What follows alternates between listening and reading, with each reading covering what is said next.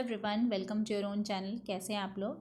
और बहुत सारे ऐसे कमेंट्स आ रहे थे कि आईडीबी एग्जीक्यूटिव को लेके कुछ वीडियोस बनाइए कि कब इसका इंटरव्यू होगा, कब इसका क्या कट ऑफ जाएगा पेपर। चूँकि 1 दिसंबर को पेपर इसका ख़त्म हो गया था। एक सेकेंड यार, ये आई थिंक फ़ोन को भी ठंडा लग गया है 1 दिसंबर को पेपर ख़त्म हो चुका था आईडीबी एग्जीक्यूटिव का।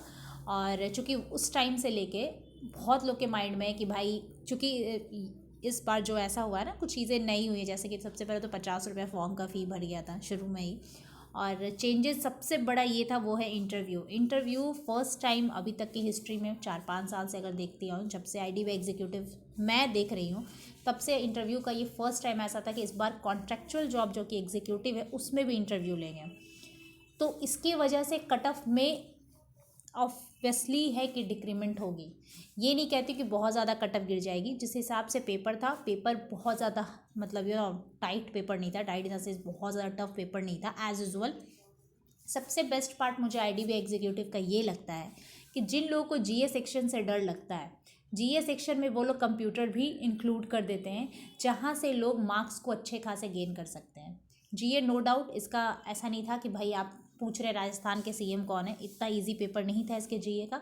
But just because of computer की वजह से आपका जीए में स्कोर बढ़ जाता है। क्योंकि कंप्यूटर रहता है ना, तो उसमें बहुत सारे क्वेश्चन ऐसे होते हैं कि एकदम बस आंखों देखी होता है कि डायरेक्टली उन्होंने वो पूछ देते हैं कि हाँ इसका क्या आंसर होगा, तो उस वजह से आपका जीए में वेटेज बढ़ जाता है। तो ओवरऑल पेपर जो था लेवल हाई नहीं था। अगर कंपेरिजन किया जाए लास्ट ईयर से, तो आपका आसपास ही था। ऐसा नहीं कि बहुत ज़्यादा टफ हो गया या बहुत ज़्यादा ईजी हो गया। ये मैं उस बेसिस पे बता रही हूँ कि मेरे कुछ फ्रेंड्स ने आईडीबी एग्जीक्यूटिव दिया था, मैंने नहीं दिया था पर्सनली, इसलिए मैंने सेम डे नहीं डाला था इस वीडियो को। बट उन्होंने ऐसा बोला, और उनके तो अच्छे खासे अटेम्प्ट थे। रीजनिंग मैथ्स में तो मतलब काफ़ी ज़्यादा अटेम्प्ट उन्होंने बताए हैं। जीए में उन्होंने कहा कि मुझे 2 से 3 जीए ही ऐसे था जो मुझे आ रहा था पर्सनली, बट बाकी का मैं कंफर्म बता रहा हूँ कि मेरे कंप्यूटर से अच्छे खासे मार्क्स बन जाएंगे। ठीक है, ये बातें हुई उसके लेवल को लेकर। और बात आती है अब कट ऑफ की। मैं कट ऑफ को अगर एक बार ये एक अनुमानित है, ये नहीं कि आप कहेंगे भाई यही जाना चाहिए, लेकिन आसपास यही होगी। तो कट ऑफ जो लास्ट ईयर हमने देखा था, वो जनरल का कट ऑफ, ओबीसी की कट ऑफ, मैं स्पेशली जनरल को ही लेके चलती हूँ, तो 114 आई थिंक इसका कट ऑफ आई थिंक था, उसका 114 ऐसे ही समथिंग कट ऑफ था। तो जो कट ऑफ होता है ना जनरल का, 114 अगर लास्ट ईयर गई है, तो इस साल जो जाएगी, जस्ट बिकॉज कि इस बार इंटरव्यू है हमारा इस पेपर को लेकर, इस पेपर में नेक्स्ट पार्ट भी है इंटरव्यू, तो फाइनल सिलेक्शन नहीं है ये आपका।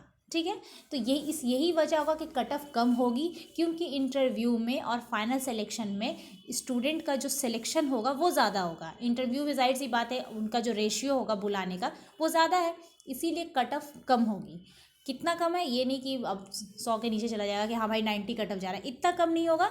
लेकिन यकीन मानिए, अगर आप पिछले लास्ट टाइम के हिसाब से अगर आप आपने बना कर आया और आपके मार्क्स अगर उतने आ रहे हैं, तो पर्सनल इंटरव्यू के लिए आप रेडी हो जाइए। पर्सनल इंटरव्यू इसका बहुत ज़्यादा टफ नहीं होगा, ये भी मैं बता दूँ। ऐसा नहीं कि भैया वो आपको मैनेजर के पोस्ट पे ले रहे हैं, तो बहुत हाई लेवल का होगा। एक नॉर्मल सा इंटरव्यू होगा। अगर आपने जैम का इंटरव्यू कभी दिया होगा, जैसे मेरा आप एक बार चेक कर लेंगे, मेरे वीडियोस में ही होगा, मैंने दिया था लास्ट टाइम जैम का, जून जुलाई में आई थिंक इंटरव्यू हुआ था मेरा, शायद 3 जून को हुआ था। मैं भूल नहीं सकती उस डेट को, क्योंकि उन्होंने मुझे वेटिंग लिस्ट में डालकर छोड़ दिया।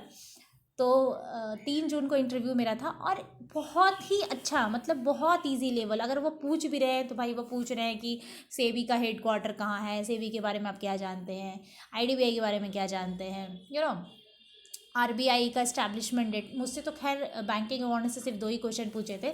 एक आरबीआई का फंक्शन क्या है वो पूछा था, और दूसरा सबसे ज़्यादा बड़ा क्वेश्चन ये था, मतलब मुझे उतने में लगा, क्योंकि मेरा बीसीए था, तो उन्होंने कंप्यूटर से रिलेटेड पूछा था कि अगर आपको कंप्यूटर बताया जाए कि कंप्यूटर जो सब्जेक्ट है वो बैंक में कैसे हेल्प करेगी, ये क्वेश्चन था। बाकी सारा क्वेश्चन, पापा क्या करते हैं, घर में कितने फैमिली मेम्बर हैं, घर कैसे आप इतने साल मतलब आप जो कर रही हैं काम वो कैसे हेल्पफुल है, ये सारी चीज़ें उन्होंने पूछी थी। तो इसका इंटरव्यू टफ नहीं होगा। बस अपना कॉन्फिडेंस लेवल इतना हाई रखिएगा कि उनको लगे कि नहीं भाई, कॉन्ट्रैक्चुअल जॉब के लिए इससे बेस्ट नहीं हो सकता है, समझ रहे ना। तो इंटरव्यू का कोई टेंशन मत लीजिए। और जो फालतू के बैचेज़ है कुछ लोगों ने ऐसे निकाल दिया है कि एग्जीक्यूटिव के लिए इंटरव्यू के लिए आप खरीदें, है ना, मैंने देखा है, बोलूँगी नहीं, मैं किसी का नाम नहीं लूँगी। एग्जीक्यूटिव इंटरव्यू का बैच, 1,000 2,000, मतलब क्या है यार, 2,000 का और 5,000 का हम एग्जीक्यूटिव पर्सनल इंटरव्यू का लेंगे क्लास? नहीं, कोई भी इंटरव्यू, चाहे वो कितना भी आप क्लास कर लो ना, interviews all about your personality और द लेवल ऑफ कॉन्फिडेंस कि आपके पास क्या है। नॉलेज तो ऑब्वियस ही बात है यार, आप ऐसे थोड़ी कि कुछ भी मुंह उठा के जा रहे हैं। लेकिन इस एग्ज़ाम को लेकर आप बिल्कुल टेंस्ड मत होइए। अगर आपका मार्क्स उतना बन रहा है जितना लास्ट ईयर था, अगर उतना भी बन रहा है तो आप पर्सनल इंटरव्यू के लिए रेडी हो जाइए, क्योंकि ये जो है सिर्फ इंटरव्यू के बेसिस पे नहीं होगी, मेरिट लिस्ट भी बनेगी, याद रखिएगा।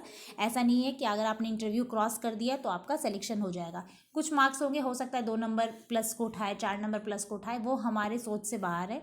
हमारा ये है कि हमें अपना बेस्ट देना है ना।